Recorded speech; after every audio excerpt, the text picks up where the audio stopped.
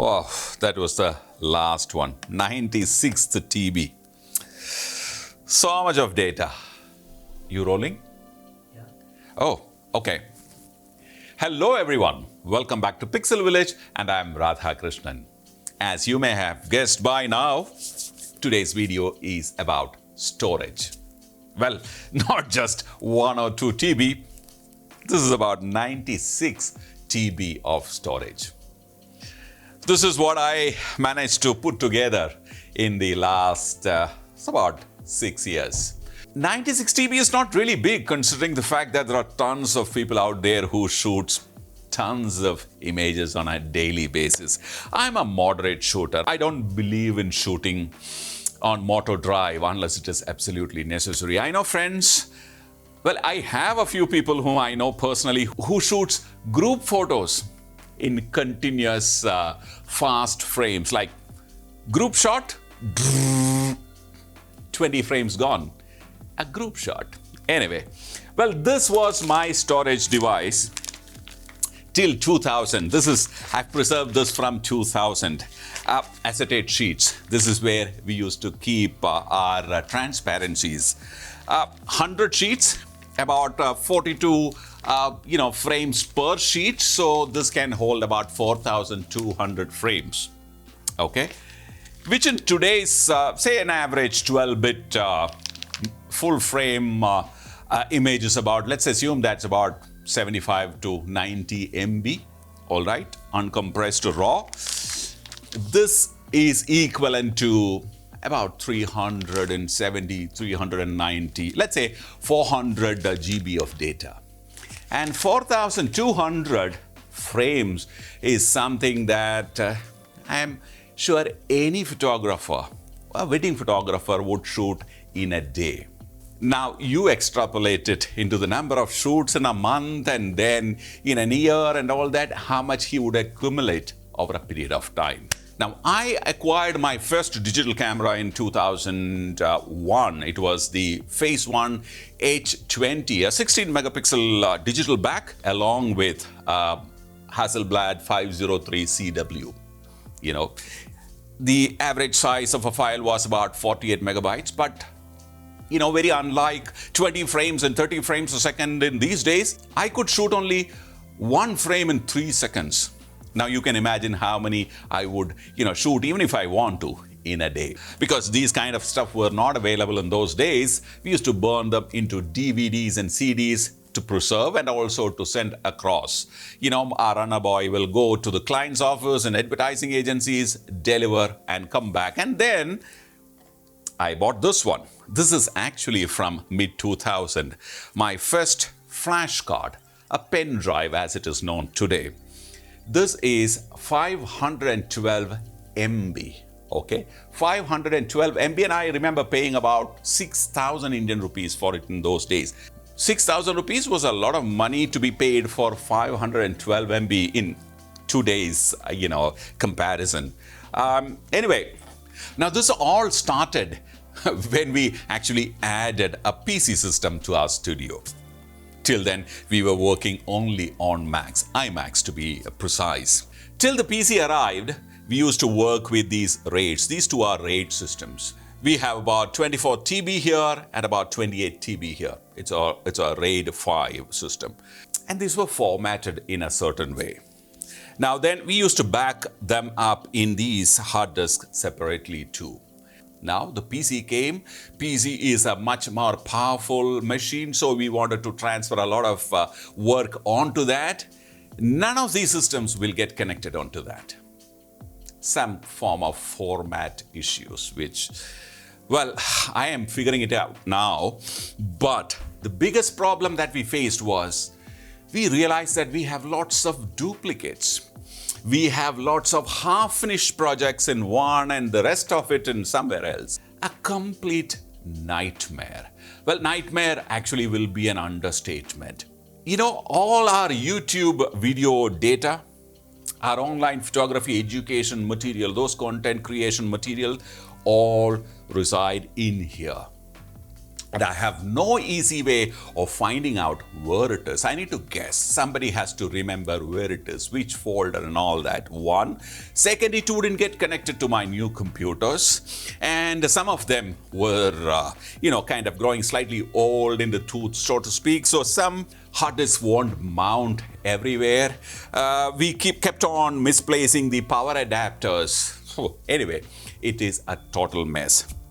We spend a lot of time in the last couple of days trying to figure out which is where. We deleted a lot of stuff and finally have come to some kind of solution, but we still have only about 3 or 4 terabytes of data left, that too scattered across so many hard disks. I don't think I can continue working like this, considering the fact that we are creating an average 2 to 3 videos every week and many digital, long duration tutorials for our website and all. I don't think we can continue working like this in a haphazard fashion. I need to put some systems in place, which basically will help everyone to work together in a group, one, and should be easily accessible by everyone from the office and from outside the office, because now I see that I need to play certain videos to somebody or send some video to somebody, or somebody needs to send some stuff to us. We are now depending on multiple service providers and things like that. You know what I mean? If you've gone through, I'm sure if you have not gone through, or if you are not going through that today, you are definitely going to go through it in the near future, considering the way the data sizes are increasing of still images and the video footage. We were happy with 1080, then it became 4K, 5.6 and 5.7, whatever K that is, and now 8K. That's going to be a reality already, and it's going to be probably mainstream very soon. So instead of trying to figure out things in the dark and depending on divine luck, etc., I think it's high time that we put a system in place. And thanks to my friend photographer Arjun Kartha from New Delhi. He's an amazing wedding photographer. I'll add a link in the description. Anyway, thanks to him, we managed to find one. And here it is.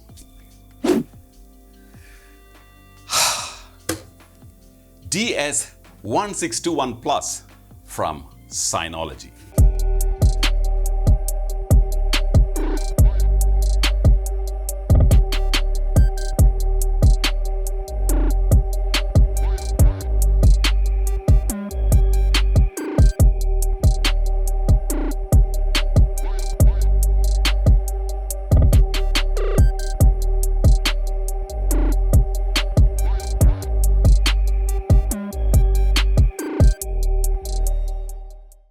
It's called a NAS, a network attached storage. It's not new, but I think currently this is the best solution that we can have. Let me explain to you what is a NAS and how is it different from a regular hard disk, which most of us use. In fact, we've been using it till this arrived.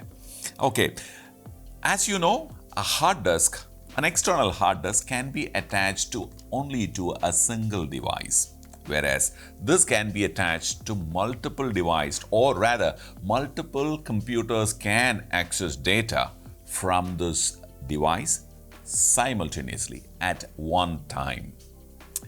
This is not scalable.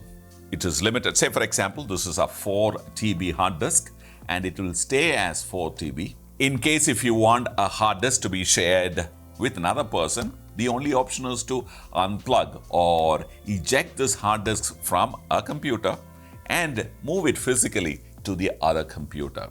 There is no other way someone can share this. Well, this is limited to the capacity. Suppose, for example, this is a 4 TB hard disk from Seagate again. Once you fill that 4 TB, you need to get another similar one. That's the only way you will expand it. But this by itself is not expandable. It is limited by its capacity. In this case, this is expandable. Of course, there is a limit to it, but it is expandable. This one has 6 bays each bay is populated by a hard disk. For example, it is as easy as this. So we have a 4 TB Iron Wolf Seagate hard disk attached in it. Seagate, as you know, is one of the largest and one of the most dependable hard disk manufacturers in the world. So everything is now filled with a 4 TB hard disk. You can go up to whatever your pocket permits. All you have to do is to press it in, slide it well in. You'll hear a click sound, lock the bottom, and of course, using this key, you can lock it in place.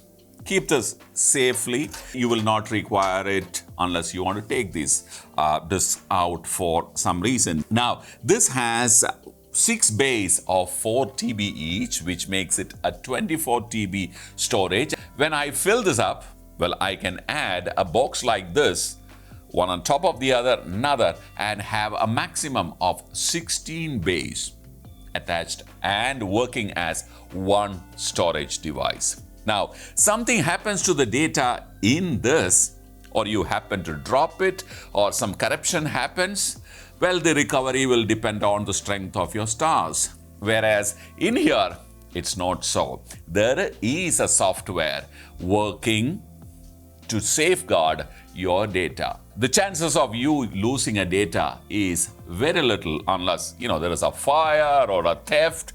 Well, you will not lose the data because that's how the device is configured. So you also require a disk station managing software, which is very easy to set up. I'll show that to you later.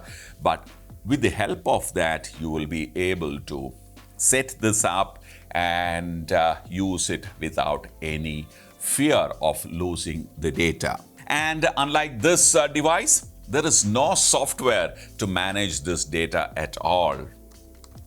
The best you can do is to put a password to it, that's all. But otherwise, you cannot manage the data or the accessibility.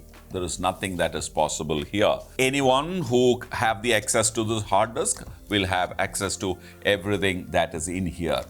In this case, because this device has a software and an administrator, and the administrator can actually assign different responsibility to people in the team.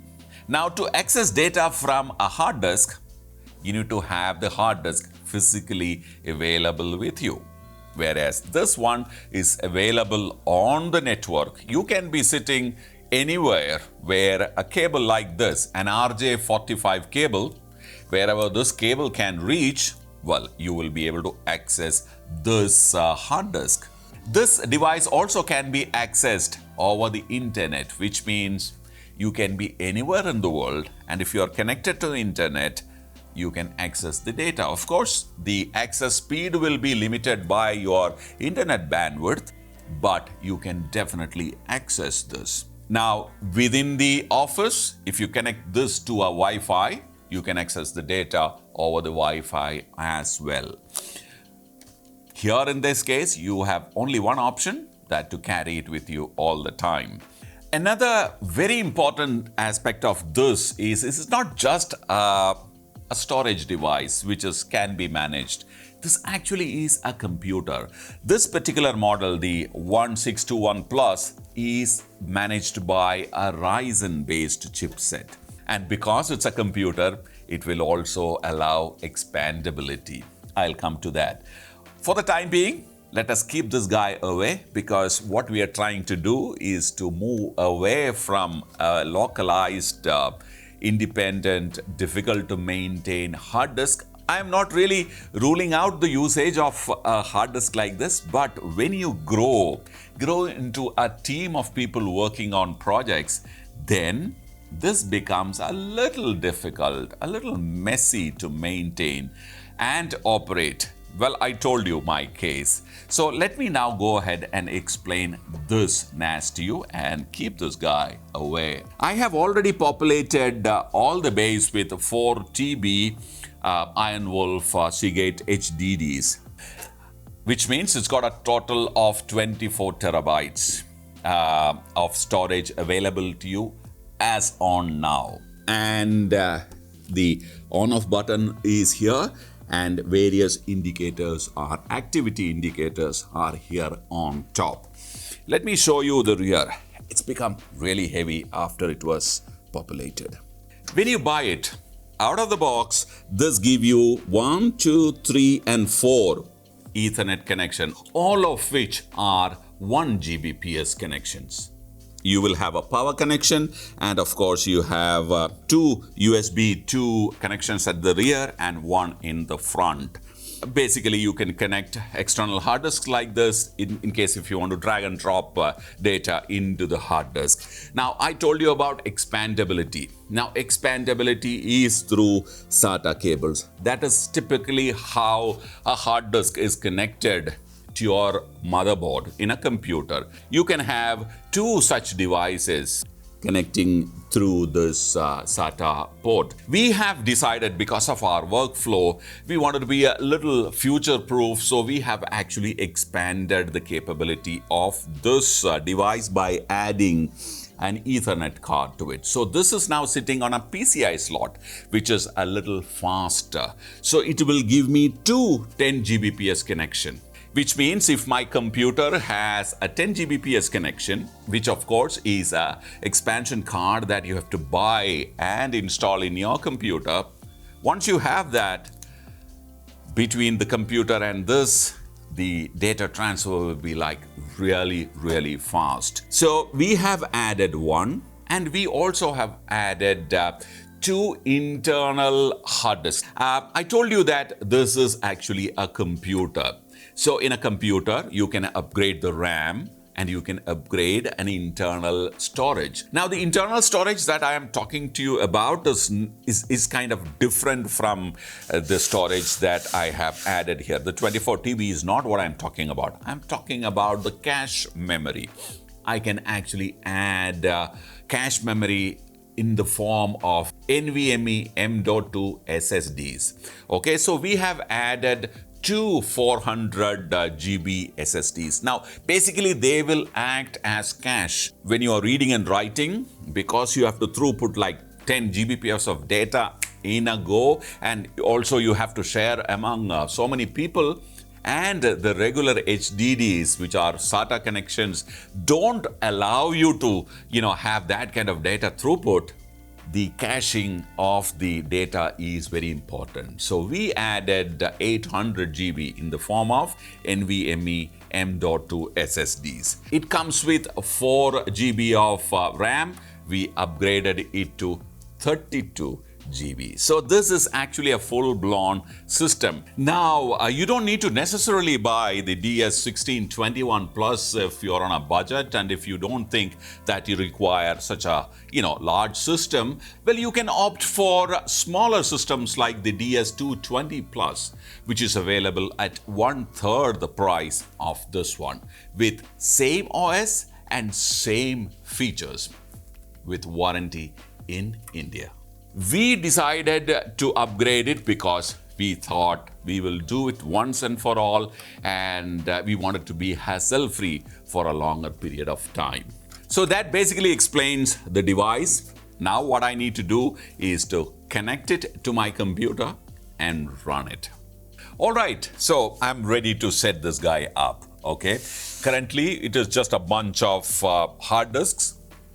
They are not ripped together. It's just an alien device for my computer.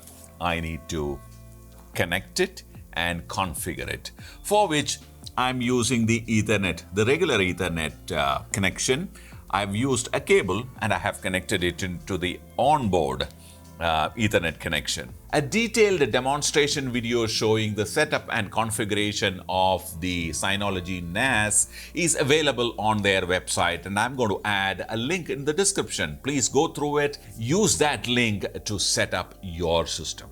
Then go on to the website of Synology and download the Synology Assistant. One more thing that you have to remember is you need to temporarily switch off the firewall of your operating system. Otherwise, the system will not allow the network to detect this device. So I have done all that. And once it is searched, open the Synology Assistant it identified the Synology NAS. So it says Installation Disk Manager, DSM, install now. It'll definitely warn you that all the data, if at all, if there is anything in this disk or the series of disk, it will all be erased permanently. Once you say yes, it'll start the installation process and you see this time wheel going on. It is going to format the system. Now, one thing that you have to be very careful about this is that this particular process is going to take a little bit of time, during which time you should not have any power interruptions. You must make sure that this is in some kind of a power backup system. So in case if you experience any power failure, it's not affected adversely in setting up the system. So it's going to count down. The whole thing is going to take about 10 minutes. All right. So I heard that beep sound, and of course the screen is asking me to now create an administrator account. So I need to first give a name. I need to give a username and a password, confirm the password.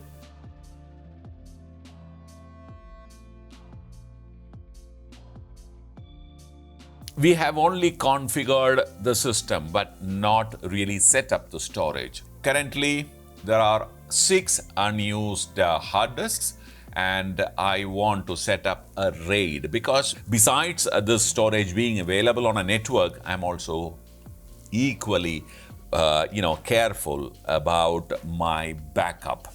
Okay, for which I need to create redundancy in the system. We can do it in many different ways. You can go to Synology's website and there is a particular guide which will allow you to kind of figure out the RAID configuration. So what we have decided is out of the 6 hard disks, I'm going to keep 1 for redundancy. It's called RAID 5 because out of the 6, I'm going to use 5 for my data storage, which I can access. The other one will be used for backing up.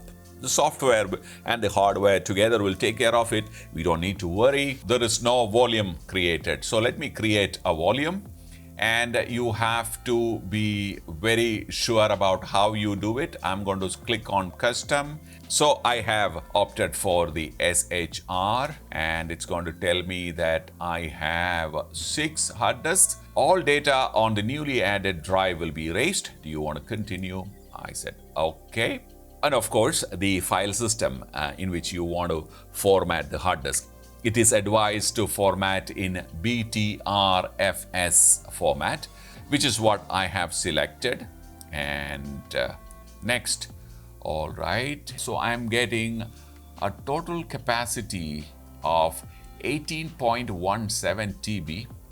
QuickConnect from Synology is another interesting, very, very useful interface that is available for you to access your data from wherever you are. Again, the link for the demonstration video showing the setup and configuration of QuickConnect is given in the description. So if you are someone who's interested in setting up a hassle-free storage system which is expandable, scalable, which is secured, which is shareable among a group of people, and also cost-effective. Well, the reason why I am saying that this is cost-effective is it's only as expensive as setting up a standalone RAID system, which of course can be attached only to one computer. But this one, of course, is attachable or shareable among a team of people. So if you are someone who's looking to do something like that, well, I think this is the perfect system to go with. Of course, the network management protocol, that interface requires a little bit of learning, because networking is not very easy, but Synology has made it really, really simple. So you need to spend a little time trying to really understand how it works, especially the admin definitely should know it very well. For the team members, it's like, signing into one account. It will, of course, it will not show up on your desktop. It will show up in under your network, icon. You will be asked to sign in, and once you're signed in, it's seamless. All the privileges that you are given, you'll be able to use it seamlessly. And of course, if you want to upgrade further and enjoy faster read-write, of course, you can get a 10 Gbps hub, and of course, adapter card here and an adapter card in your computer. Then you are in business. So that's about it. I think Synology is something that I've been looking for it, all right? And well, it came at a juncture where we were actually looking for a solution, a storage solution. Well, for us in Pixel Viilage, that knowledge that this is not going to be redundant, this is going to be always present, expandable, safe, and shareable.